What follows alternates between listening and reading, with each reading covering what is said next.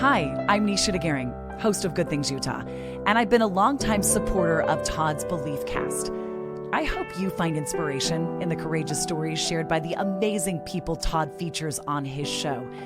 The guests serve as shoulders for us to stand on, allowing us to see a little further and cultivate belief in oneself.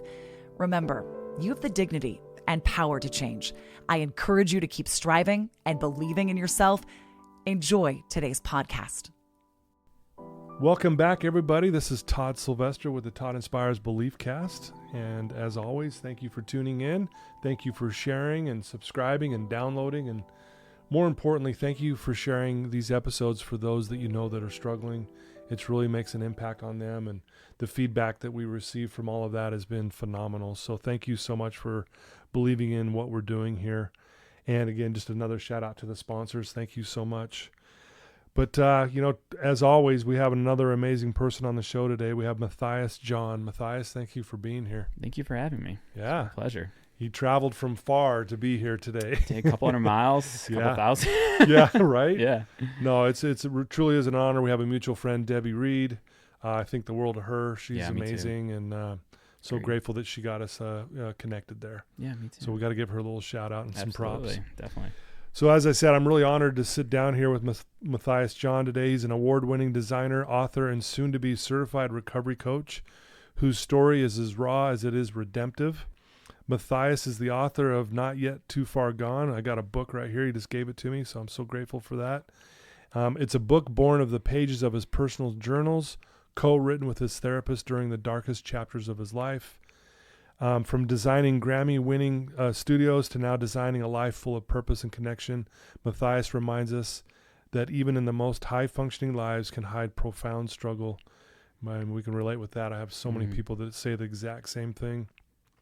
And that healing comes through honesty, emotional intelligence, and service to others. And so, again, welcome again, Mathias, for being here. And I'm so excited to not only have you here, but also get to know your background and your story. It's as we said, Debbie speaks really highly of you and just says your story is, phenomenal and just how you've overcome so much. So can't wait to get into all that. But why don't we start? Tell us where you grew up and maybe a little bit about your family and childhood. Yeah, sure. I grew up in Arlington Heights, Illinois, which is a northwest suburb. So Cubs fan through and through. I'm a North Sider. Finally got a World Series a little while back. Yeah, that was great. Yeah, right. Yeah, I moved away from the city and they won a World Series. You're like, that's not fair. It's like, hey, come on, guys. But yeah, I consider myself to have a great childhood. The suburbs of Chicago, it's a wonderful place. I always tell people, great Little League baseball, deep dish pizza. Ooh, yeah. I mean, you can't really go wrong as a kid. And I have two sisters, an older sister, younger sister. I'm the middle child of three. And it was a good suburban life. Yeah. If my parents struggled, they didn't really let us know. We always had food on the table, always lived in a comfortable house. My best friends are someone that was across the street from me and someone that was a block away. Oh, wow. From third grade on, still in touch. And it was just like, okay, we have this little community and, really supportive art scene in the high schools in the area too. Yeah. Which, I resonated with growing up a lot. Okay. We really enjoyed. Is that where kind of the itch to be a designer kind of came from? I think so. I think I decided when I was in 7th grade that I was going to be an architect. Okay. I make decisions and kind of just tell my parents, I'm like, that's what's going to happen. That's what I'm doing. Yeah. And so 7th grade was somewhere on there. I was like, I'm going to be an architect. Wow. That's so rare, right? To know that it's so young, right? Yeah. I just think of my own life, man. I had no clue. And, maybe other than I wanted to play in the NBA. Sure. Right? Well, it was an attainable one. Like, that's the cool thing. It's like, you can actually do that. And I'm not built for the NBA or MLB. I wanted to be Greg Maddux for a little while. Sure. Growing up.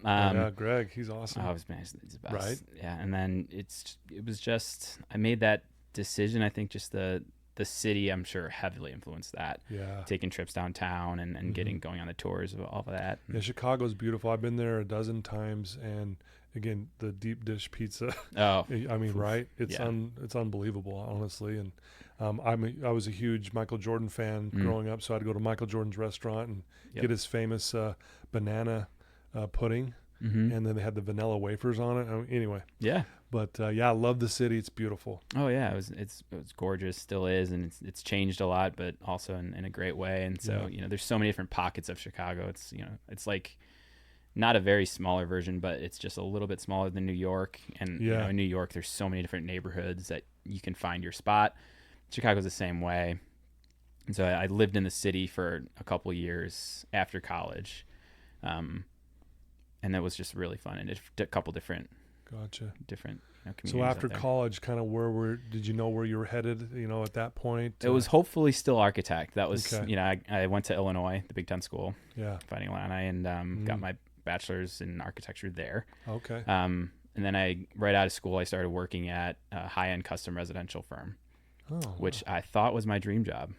I loved it. Everyone there was great. Yeah. Young group of professionals. Half of them are U of I alum. It was just like, all right, in 5 years, project manager, another 5 years associate, and then after that, principal. Like it was gridded out. Right. I entered into architecture in one of the worst times you could in 2008, 2008. Yeah. So I had a short-lived, strictly architecture career. It was maybe 3 years before the firm it went from 14 on staff to 4. Jeez. When they let me go. Wow. So, post that, the only thing I was ever good at outside of design was music. Okay. I picked up a trumpet when I was in 5th grade. Still haven't put it down. Really? Yeah. And then that's cool. That snowballs right from trumpet. If you're really into the scene and get involved in high school, you end up learning some other things. So for sure. My primary now is piano. That's what I play the most. Very cool. But you dabble in a bunch of other things. My mom was a piano player growing up. She had a grand piano in her house. And it never resonated with me. She always tried to get me to take lessons and do it, but it never did. But my mom could really play beautifully, and I used to love waking up and you'd hear her playing. It's that's great. Yeah, it's just such a smooth sound and just set a nice tone for the day. Oh, I can imagine the morning. Yeah, it was amazing. Yeah, one of my sisters took lessons. Okay. And she got to the point where she was learning canon in D, which is like the famous wedding song essentially now. And I was like, I want to know how to play that. So I just kind of taught myself. Really? Yeah. My dad was like, why didn't we get you in lessons? Yeah. I just picked it up and I already know how to read sheet music. What a gift. So seriously. Yeah, that's a talent. The music, I was musically inclined is the best way. And in Chicago, I did consider myself like a musician. I could play a handful of things. I'm like, I'm pretty good at this. And so at the time in 2010, tech schools were starting to be a thing for music production and audio engineering. They're everywhere now, which is great. Right.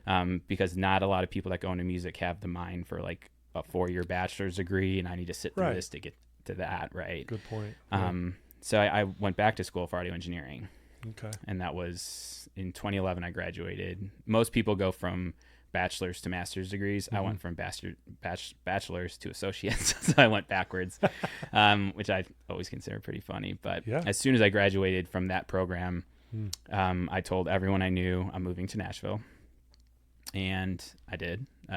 Didn't know anybody. I had an unpaid internship at a recording studio. Jeez. So I was going to be a producer engineer. That was phase 2. That was phase 2 after architecture.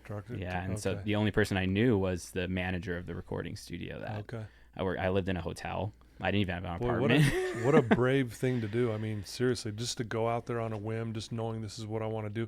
It sounds like, Mathias, that you, again, when you put your mind to something, you do it. Yeah, I'm realizing that as I'm growing a little bit older. I'm looking back, I'm like, that was bold.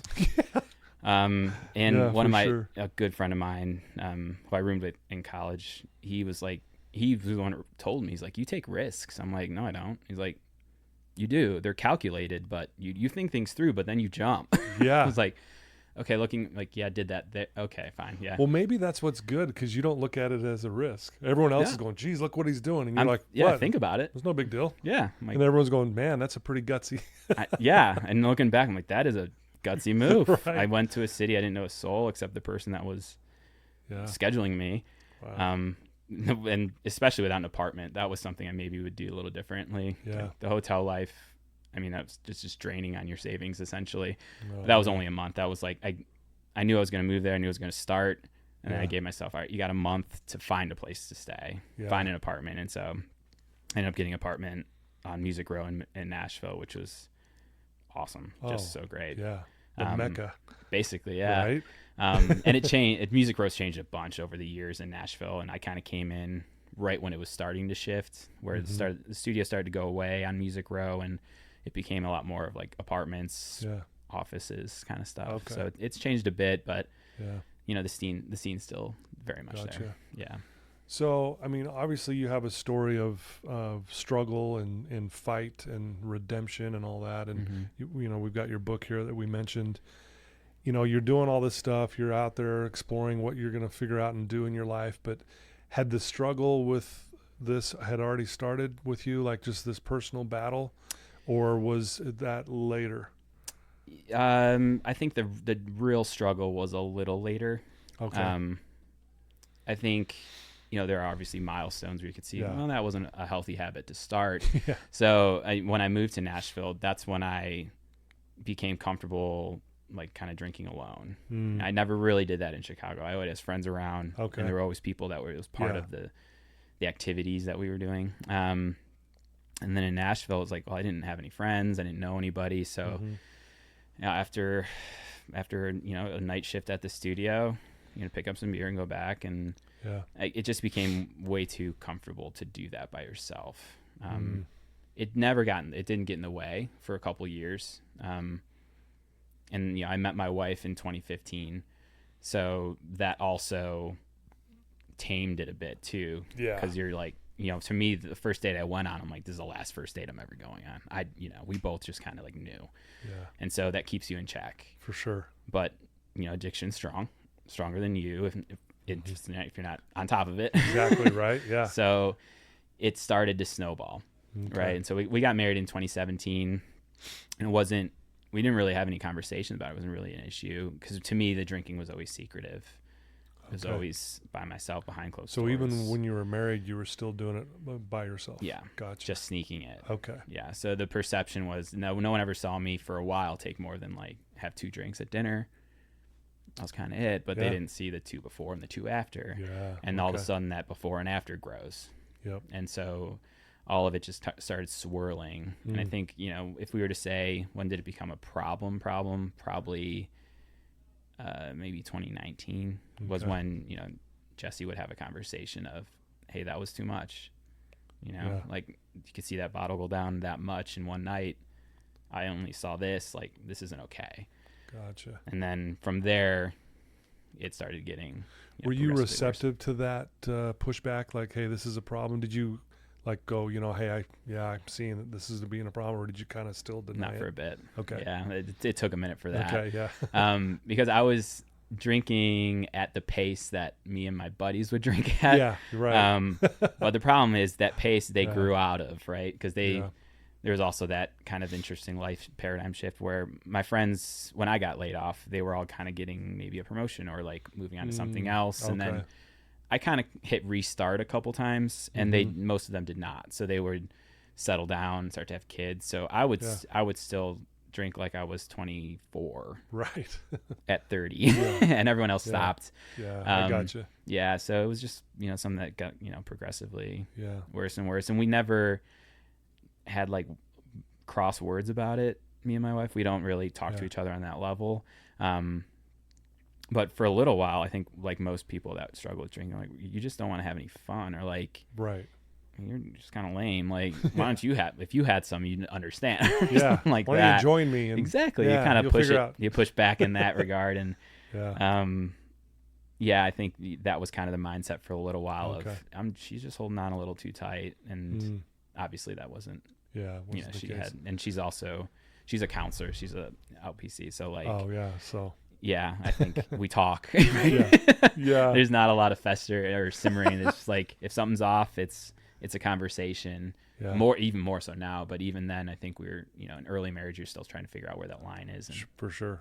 And talk to each other. So obviously things get to a point that get really bad. Why don't you just kind Mm-hmm. of start from, you start drinking, you get called out, Yeah. you're kind of still maybe denying what's going on, but obviously things get really bad. And if you don't mind sharing, Sure. which kind of led up to you eventually doing what you're doing today. you know? Yeah. Yeah. I think the COVID accelerated a lot of people. Yeah.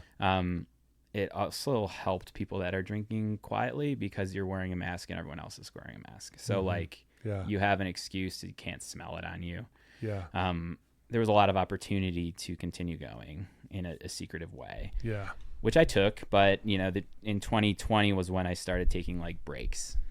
So I Okay. think that was like when it really got, pretty bad, was when it was like, okay, you had a bad, couple days. Here's 30 days of nothing, Right. and so I'd do 30 days and then go back to it. And then, okay, well, that week was bad. Now it's 60 days and like, okay, go back to it.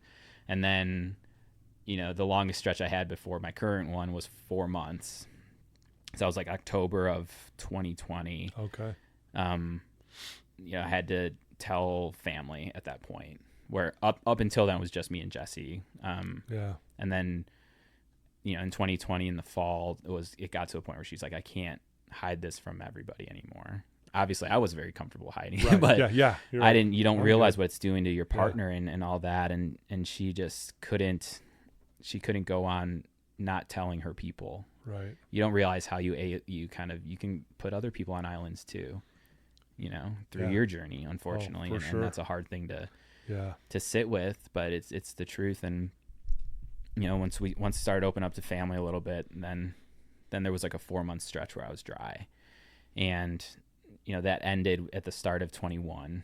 Okay. And so like most people, I do consider myself like a run-of-the-mill alcoholic in a lot of ways. Like this is a story that a lot of people have, and it's been heard before. I didn't write the playbook, I just followed it. Yeah. That's how I like to kind of look at it. Sure. And like most people, after a break, it gets worse quicker. And so I'd say the months of January 21 till April of 21 were kind of a tornado of sorts. That's when I think Jess took her hands off a little bit. She started reading Al-Anon books and started connecting and doing what was right for her. Right. And I'm grateful that accelerated me to my bottom in a lot of ways. Yeah. And my bottom was a car crash. So Okay. it was Masters weekend. I'm a huge golf fan. Okay. Masters is just my favorite tournament of the year, and I'd celebrate it with or without friends. It didn't matter. Right. You loved it that much. It I didn't did, matter. yeah. And I start the book with the bottom. Like I start out with that day, Okay. and then we go back and like build to it. So the bottom was, you started early, and I went to work. I was doing this a lot, unfortunately, at work, and I just didn't make it home. I left, and everyone's, the common phrase with I'll get home before it hits me kind of thing, like one more and then I'll get home and then ride it out on the couch or whatever. Sure, right. Sure. I just didn't make it home. So Wow. I ended up causing a car accident. I rear-ended somebody, and it rear-ended somebody else. And, handcuffs, jail. Wow. Just it was, it was what I needed, I think, is the best way to put it. Right. Well, like you said, that was the bottom for you. I can't imagine the feeling. I mean, obviously you're a very well put together guy, despite the struggle behind the scenes. I know that, but like, you kind of know what you want. You know what you're a smart guy. You're a very well educated guy, but yet here all of a sudden you're getting handcuffed, heading to jail. I can't even imagine what that felt like in that moment. Yeah, I think it was very jarring. I don't actually remember the car crash. What I say in the book is, like vodka and airbags don't mix well, right? So there's a good chance I was concussed because of the airbags and the impact. Because I've heard that that's pretty common. Yeah, actually. I was out of it for days, and Really?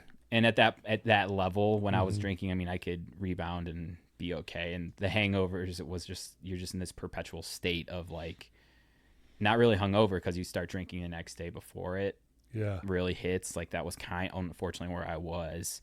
But I don't remember the accident. I kind of come to talking to a police officer on the side of the road. and then the handcuffs and everything. And it was an interesting thing because, you know, I was pretty calm, all things considered. Like the police officer that, you know, took me in said I was the most polite person he's ever dealt with. Wow. Because every time he opened I couldn't do anything. So anytime he opened a door, I said, thank you. I'm like, and it was just that being that civil, because I'm sure he's used to a little different response. And I was just like, I think defeat was probably a word. Like, I think I'm caught. Yeah. I think this is it. And I think all that was starting to wash over me, and it really hit the weekend. So that was a Thursday. I was accident. Friday, I tried to do as much of normalcy as I could, but obviously need to kind of get a lawyer and hope there's no one injured when the police report comes out. And those were the real hard days. Because all the details you still don't know yet. Don't know how many cars were in it. I told 2 lawyers that it was just me and another person. I was on the phone with an attorney, and he was like, oh, it just came through. There were 4 cars in this accident, and 1 person went away in an ambulance. Whoa. And so from there, they start going down the road of, if they're hurt, we're looking at X, Y, and Z, which is potentially vehicular assault. You know, it's not, we're way past DUI if someone went to the hospital and was actually hurt. Right, yeah.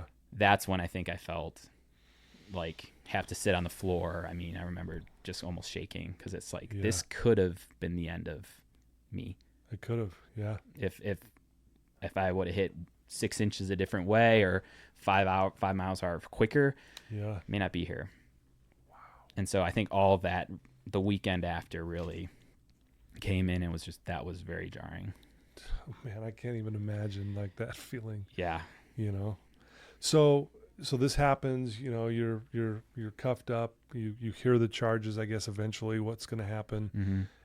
Just kind of walk us through that. And then obviously you've done a lot of, you know, your books about these journal entries that you've made, very personal. I mean, very vulnerable. It's open. I mean, it's an open book. It's me per se, right? Yeah. So I want to get to that point of like how you got to the place where you're starting to journal your thoughts and you know, really getting vulnerable with what's really going on with you. Yeah. So I think we have to just back up a little bit for that, on the journaling front, because I think that's what makes this book relatively a little bit different, right? Yeah. It's in recovery, that's part of the recovery process is journaling, right, for a lot of people, especially in treatment. You know, it's part of it. I started journaling in 2016. Okay. So I got into Stoicism. The Daily Stoic was a book that I picked up in January of 2016, and, you know, walks you through every day. Yeah. And that kicked off my journaling journey. And so I journaled every morning since then. Okay. So I have a lot of journals. So there's a lot of information. There's a lot of journal. There's a lot of material. And it's interesting because that brings you from like happily married to kind of sort of struggling to full on addiction and into recovery. So I have like the true journal entries of the struggle.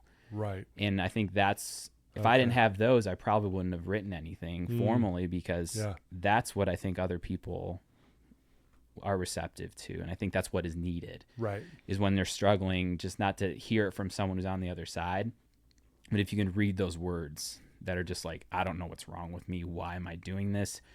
I'm better than that. Or, you know, or straight up lying to I've lied to myself in my own journals, because on some level I'm like, what if someone picks this up? Right. Like what if, and Jessie would never do it. She never did. But what if she were to read my journals and like, what is he really thinking? Yeah. So I would journal, I would manipulate my own based thoughts off of that in some ways. And like, you know, there are other areas in the book where I'm journaling about an awful couple days and just beating myself up. And then I go to therapy, and I don't talk about drinking at all.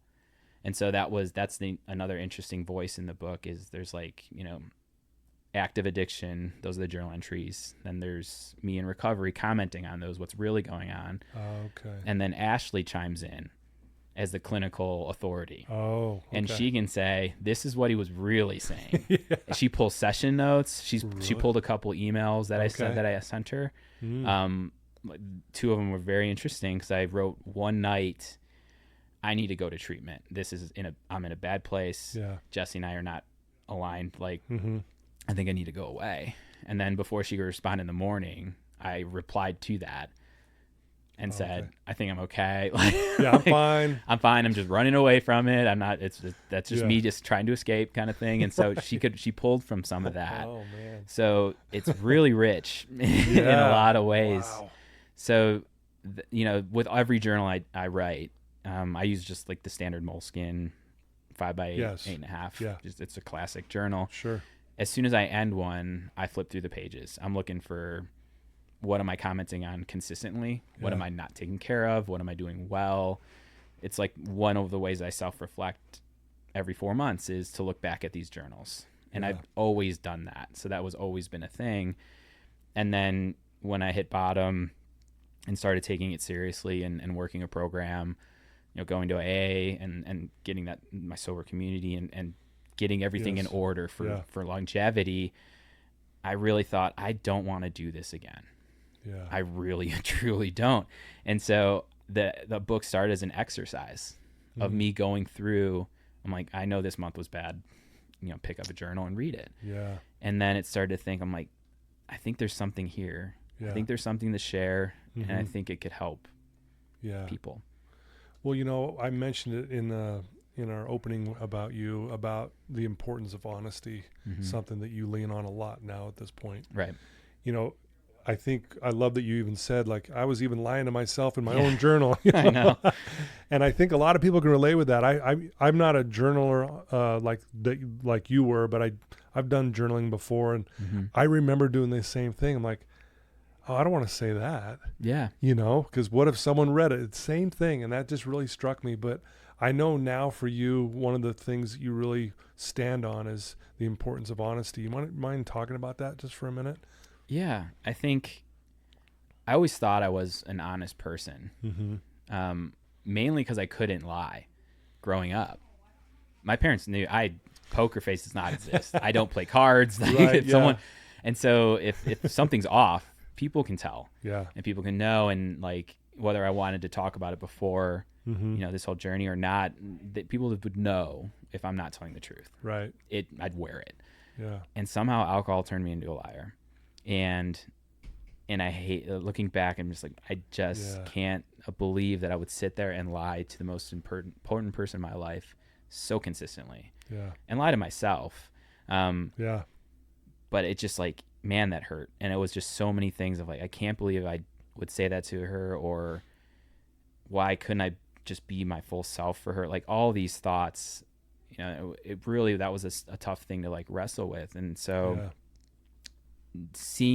being able to look back at it and seeing that in writing, it was like a strong reminder and a strong, like, your foundation's got to change. Like if you think honesty is important, you got to walk that. For sure. And so that's what I started doing. And, my journals are, I still like the structure of my journals are the same. And like the morning routine's the same, but it's, we won't catch a lie in there, and that's like showing up for other people is incredibly important. Yeah. Have these honest conversations and not have to think, what am I setting myself up for? Like, what's the angle or anything? How am I positioning myself? Yeah. That's gone. It's just like, it's a freeing thing to just know. Like, not everyone has to know the full and truth of every scenario. Right. But like one of the things I've tried to remove from my vocabulary is like, well, to be honest, right? Like, well, what were you going to tell me? Yeah. Were you going to lie? Yeah. That's kind of my thought is like, if I'm saying that, like, was I prepping for a lie and then just like letting them know? Like, what am I doing? Yeah. I've done the same thing. I've tried to stop saying that for that very reason. It's like, no, I'm always telling the truth. I want to be truthful. At least I should be. Right. Right. Yeah. Or you want my honest opinion? Like, no, you want my opinion? Like, yeah, I know. So I'm just trying just trying to live like that. Yeah. And I think, especially in a recovery world and staying on top of yourself for sure is huge. It's like, be honest about what you're feeling, be honest about who you're treating, how you're treating others, how you're showing up, your role in things. Yeah. And that was a lot of 12-step work. Sure. You get honest. You have to. No, you do. Well, there's a lot to your story, obviously, and we could talk many different directions here. Sure. What was the point where you're like, okay, I'm no longer drinking. I'm not going to do that anymore. I'm done with that way of living. Was there a moment that happened to you, or was it a gradual thing and just over time? I mean, I'm sure there's a little of both, but Yeah. was there a catalyst that just was like, boom, I know I'm never going back to that life again because it was so bad or whatever? Yeah. I think handcuffs have a lot to do with it. Yeah. Hi, Mom. How's it going? It's a good point. It's a good point. Yeah. Handcuffs. I hate handcuffs in the back of a cop. I just I'm boy. like, how did I let it get to this? Like everyone thinks. I want to take a moment to express my heartfelt gratitude to the incredible sponsors of the BeliefCast podcast. First, Craig from Craig Swap and Associates. If you need an attorney, he's your guy. Trustworthy, compassionate, always there when you need him most. Next, Wasatch Recovery, the greatest university on the planet, transforming lives one day at a time. Sandy from Minky Couture, the creative genius behind the most comfortable blanket you'll ever wrap yourself in. Comfort like no other. Special thanks to the award-winning pianist Paul Cardall for his beautiful music that brings inspiration to every episode. And then, you're angry with it. Mm-hmm. Like I was angry at alcohol for a long time, but that's not sustainable. And so, after a couple months after bottom, Okay. I started to realize, oh, this is what they're talking about.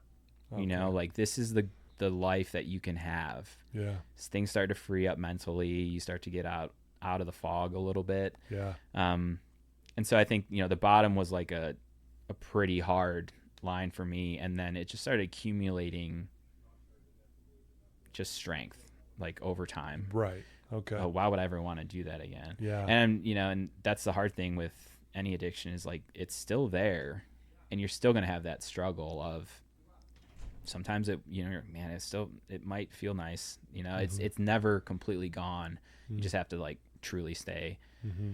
on top of it. And another scenario, like part of the whole, and I'll avoid the legal aspect of it, but Sure. I did have to spend 2 weekends in jail as Okay. part of the, Okay. as part of the legal process. And those broke me pretty good.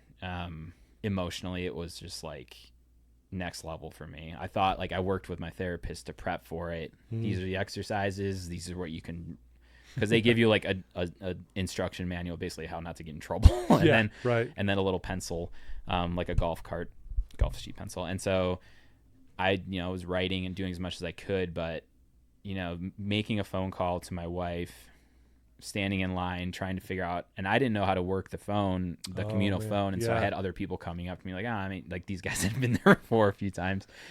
And that was just so jarring I find so many paradoxes in recovery. Yeah. Which I really like them in general. They're kind of fun for me. I like holding two opposite truths. Like I feel like that's okay.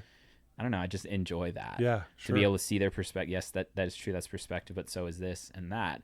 So jail is one of those things of, I didn't feel like I was like the people that were there for the most part. Yeah. But also I did break the law and I did earn my spot. Right. So I'm not one, but I am one. For sure. And That's a so good point. Yeah.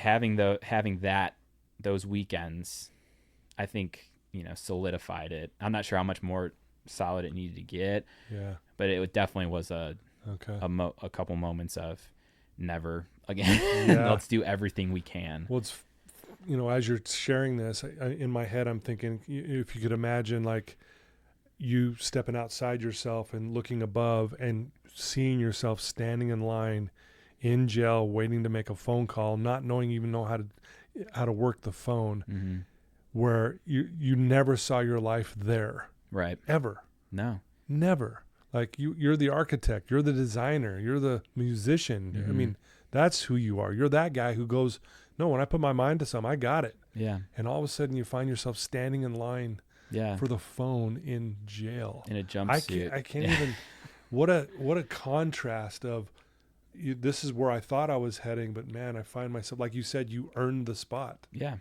I deserve to be there. Yeah.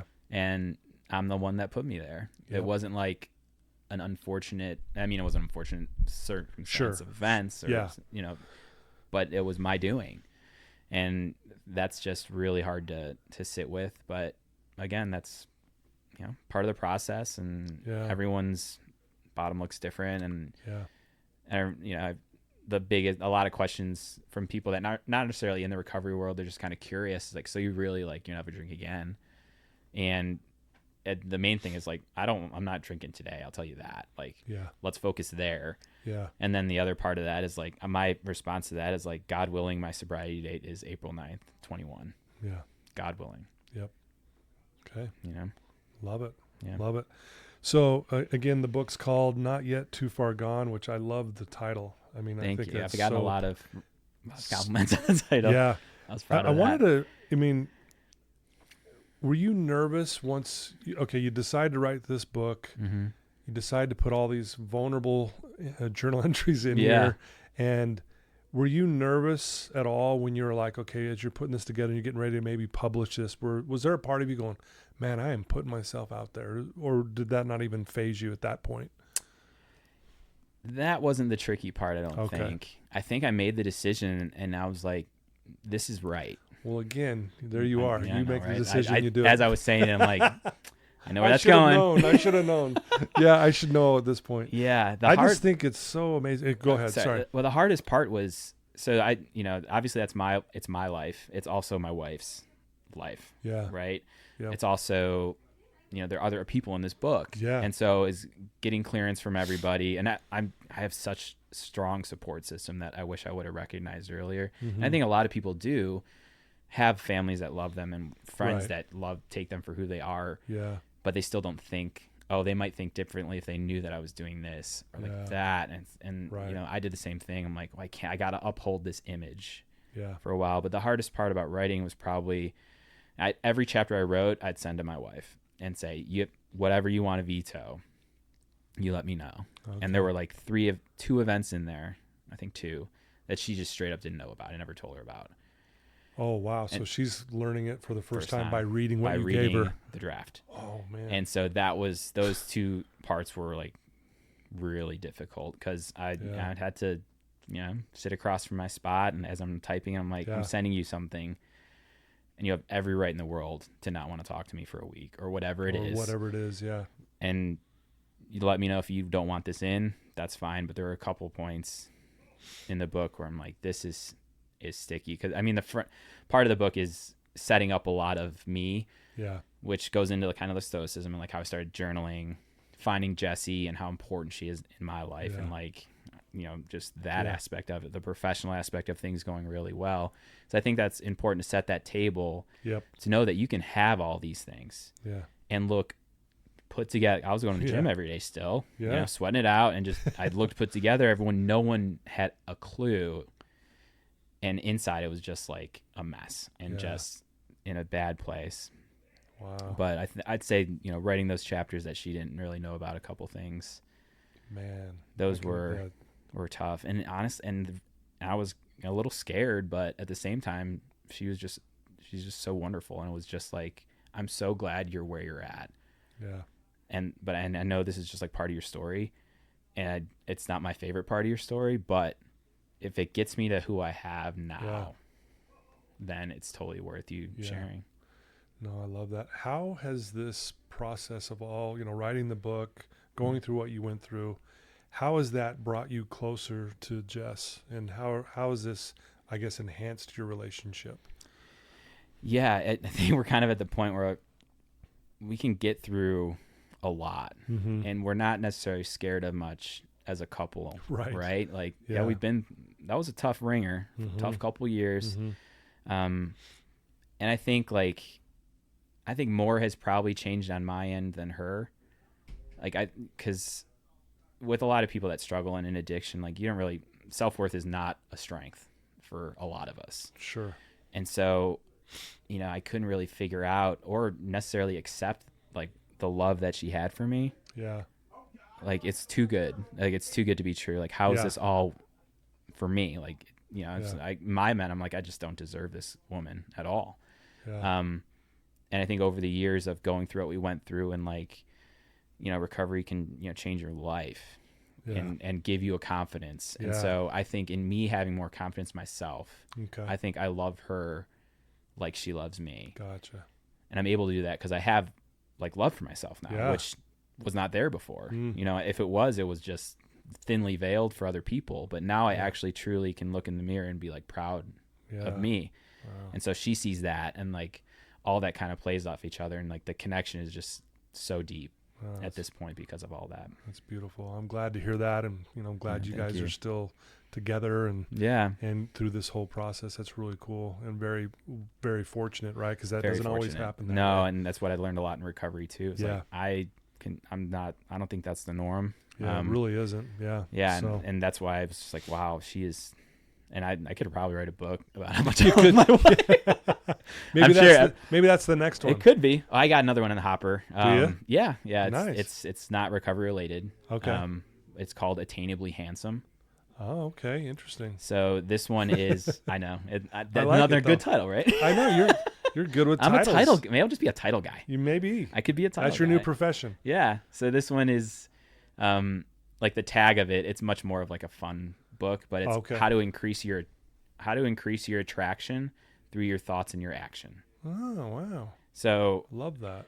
I've realized at some point that I study a lot of other people's relationships. Okay. And I've somehow become a safe place for a lot of people to talk to. Yeah. Whether I'm sure you're in the same, like somehow people open up and you're like, sure.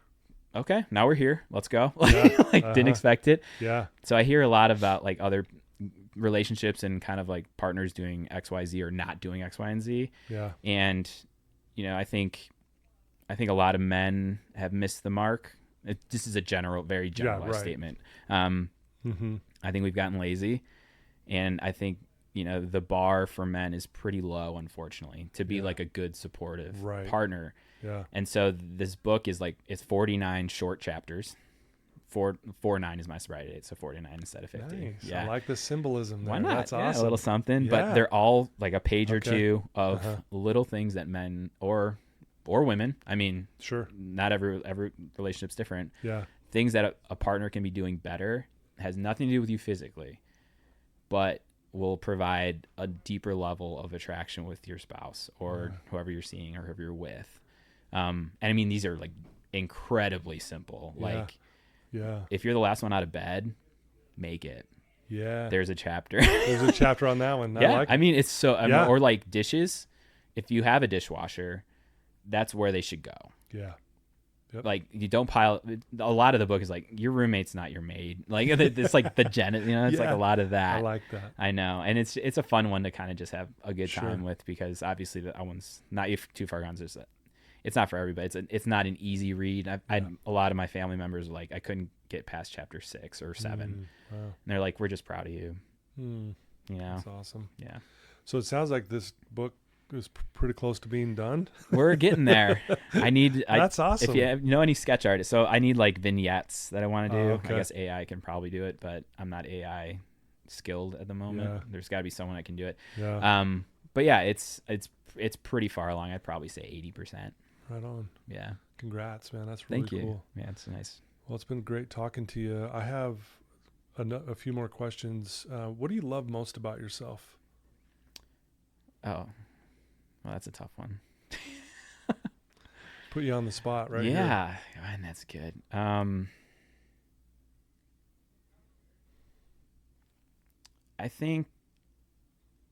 I think my willingness and ability to show up for other people right now is what I love most about myself. Mm-hmm.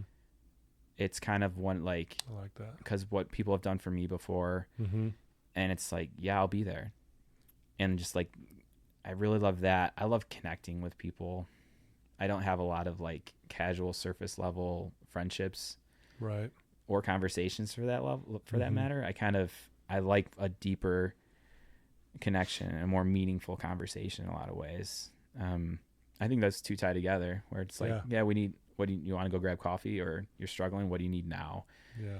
Call me, or anything like that, or showing up physically. Someone's moving, not necessarily moving so much, but you know, like if someone's in a tight spot, I think that I show up and I'm there, and I'm there for them, not to pat myself on the back for service work. Like that's not the point. It's for others. And I think working with others and making it, especially as an alcoholic, like me-centered, self-centered in so many ways Yeah. that I was able to finally flip that and Nice. be there for other people. That's And cool. that's a big thing to be able to flip that coin. That's definitely something you should love yourself about. That's a really cool thing, and showing up for people. That's awesome. Yeah, thanks. Yeah. Well, and I think obviously your book's going to help a lot of people if it hasn't already. And I think that's fantastic. If there was someone who's listening to us right now, listening to you, Yeah. and they're struggling and they're in a dark place, what would you tell that person right now? I'd say that no matter how it feels, that it can be okay. It's going to be okay. And that the strength is within you to overcome what you're battling. Yeah. I think that that's a hard thing to accept. And, you know, another, to parlay on that a little, is that, you know, there is strength in asking for help. You know, we've heard that in rooms everywhere where that's not a weakness. There's courage in that. There's strength in that. So you find that, believe it, or at least pretend to while you're asking for it. And just know that, like, if you were to reach out to somebody and if you're struggling, you need to reach out, you will be received. They're not going to get turned away. Yeah. Like, people that have gone through this won't ask questions. They'll just show up for you. It's not circumstantial. It's no, okay, I've been there. What do you need? How can I help? Or maybe try that. I mean, that whole thing of struggling silently. Yeah. You know, that's, and you know, that phrase, like, recover loudly to help those struggling quietly. You know, first time I heard that, I'm like, bingo. Yeah. This is it. Cause not everyone wants to share their story. Not everyone, you know, it's not for everybody. It's a kind of a big thing, and you have to be very okay with everyone kind of knowing the ins and outs of you. But I think just letting people know that, there's so much strength and there's so much courage in asking for help. Yeah. And you have it. You have the strength to ask for help, and you have the strength to get through it. You just need to, you know, put that first foot forward. I love that. Very well said. Thank you for sharing that. Yeah. You know, if someone wants to reach out to you, Mathias, and, you know, learn more about you and get a copy of your book, Not Yet Too Far Gone, what would be the best way for them to do that? Sure. The book's available on Amazon. The book has a website, notyet2fargone.com. So pretty straightforward there. Yeah. And then I don't do a ton of socials, but I am on Instagram, and that's where I'm active. So that's just Mathias John. I think there's 2 underscores. Okay. But that's the best way to connect with me, really, is, you know, and that's been a real fun part about the book is random messages, you know, from people don't know or have never talked to, just like, hey, this has impacted me. And or like awesome. They'll follow, and then I'll post, like, I like to post random days, like, all right, 1,500, you know, this week or something like that. Sure. Just, you know, because I think people need to celebrate the little wins and kind of keep something. I actually saw that on your Instagram. Yeah. You had that ticker. The ticker, I love that. That was cool. Yeah. That was cool. A great gift. And I just love, I love that gift from my wife, of course. Yeah. But yeah, I mean, those types of things are fun. And then just getting a message from someone like, hey, read your book and I'm on day 90. Like, wow. That's awesome. I mean, I almost cry consistently because it's like, I can't believe that my words, because, you know, again, the self-worth, it's better, but it's not like, all right, I'm good, right? Everyone still has their moments, and you know, the recovery world's a two-way street. If I'm working with someone, that's helping me too. Absolutely. And so when I hear that from somebody, I'm like, okay. And you know, the genesis of the book, and I always said, like, if I air this out and it helps this one person, it's worth all the time and money I put into it for that person. And that's been rewarded over many times. That's so cool. Yeah. There's a quote by Pablo Picasso that says, the meaning of life is to find your gift. The purpose in life is to give it away. Love that. And I think that's really what you're doing. You found your gift through the struggle, obviously. Yeah. And here you are now giving it away. And now look what the impact you're having. Wow. And I agree with you. It's a two-way street. And you've helped me today, honestly. And I love what you're doing. Again, thanks to Debbie for getting us together. Yeah. I know you traveled here for other things, but, you know, I'd like to think you just traveled to be here with me today. Oh, it definitely helped. Yeah. We'll put that. No, but no, it's, we'll travel for podcast. There we go. Yeah. I'll put all your links in the show notes when we go Great. live so Thank people you. can just get right to it. But Sure. thank you so much for taking some time and sharing your story with us today. Thanks for having me. It's been a real pleasure. Absolutely. Mathias John, folks. What a cool story. What a cool guy. Please reach out to him. Check out his website. Get his book. If you have a loved one who's struggling and you're not sure how to maybe break the ice, get them the book or send them a link to this episode. Let them listen to it to kind of break the ice for you. And, let's spread the word and help Mathias get, more of these books out there, because there's a lot of people who need to hear it and a lot of people out there are struggling. So I love you guys. Thank you for tuning in. Again, thank you to my sponsors. Thank you for believing in me. And I don't know, I'm so blessed to be able to sit with people like Mathias and hear it firsthand, his story. And I know you guys felt it too. So thanks for being here. And Mathias, one last thank you to do. Thanks for being here. Thank you too. Take care, everyone.